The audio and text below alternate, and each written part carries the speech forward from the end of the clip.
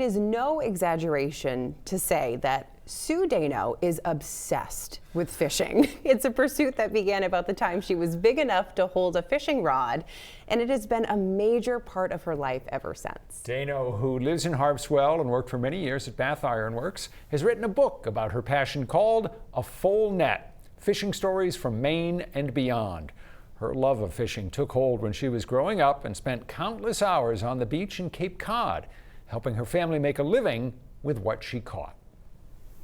And we would play by day and fish a lot by night. Sometimes we fished during the day, but... Yeah, so you weren't just fishing for, oh, I'm going out this morning for a couple hours. I mean, you were almost fishing from sunrise to past sunset.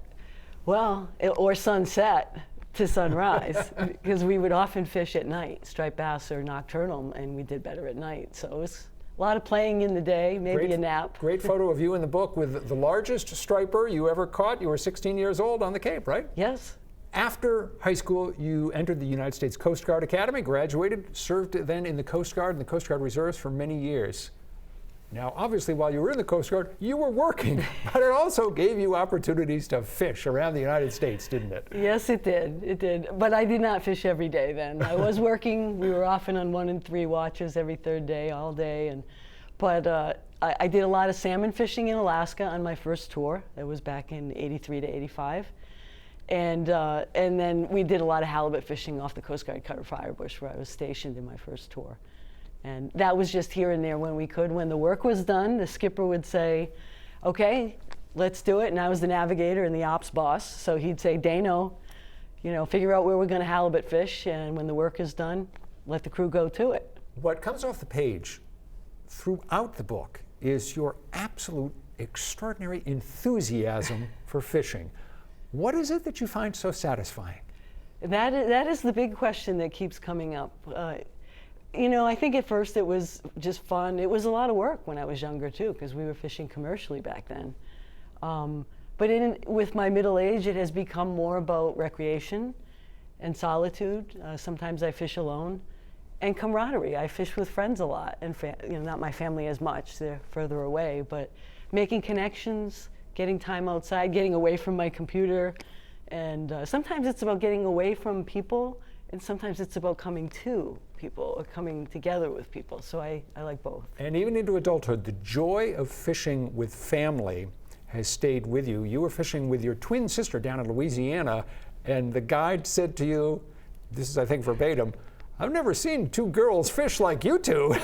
Pretty much, that's what he said. We were only halfway through that day with Captain Mike fishing for redfish, speckled trout, and we had filled the coolers, and that poor man was not happy when we said we had just barely begun.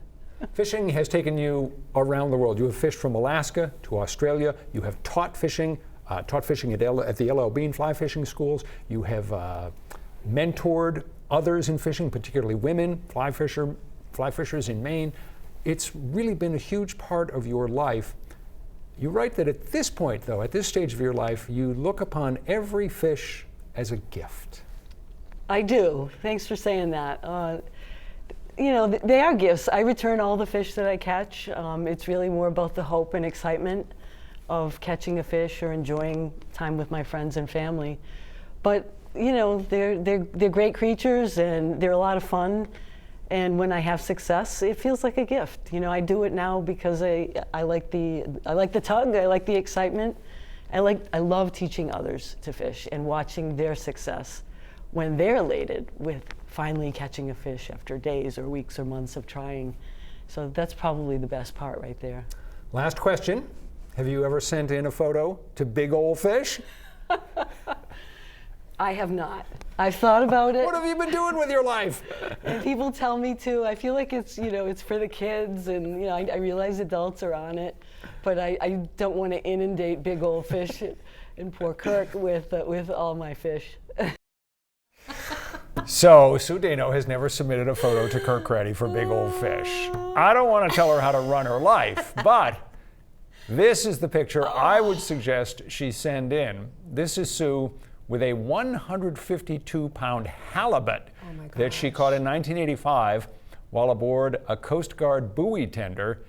She says she ate that fish for about a year. Big No old fish. surprise. They don't get much bigger than that. Again, the name of Sue Daino's book is A Full Net. More information about it in the 207 section of our app or website. I'm going to be keeping my eyes out now for one of her fish on big old fish for sure. Coming up next.